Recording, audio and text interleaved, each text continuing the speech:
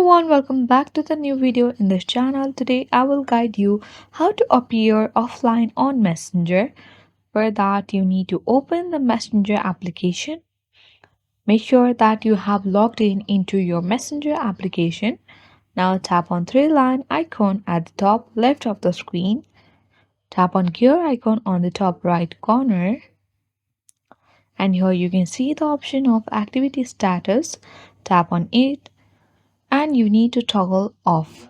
If it is toggle on in this way, simply you need to tap on this button and you need to pause it for any time you'd like to. Just tap on until 8 and now tap on pause button. This is how you can easily turn off your activity status and appear offline on Messenger. I hope this video was helpful for you. Hit the like button and subscribe. Thanks for watching.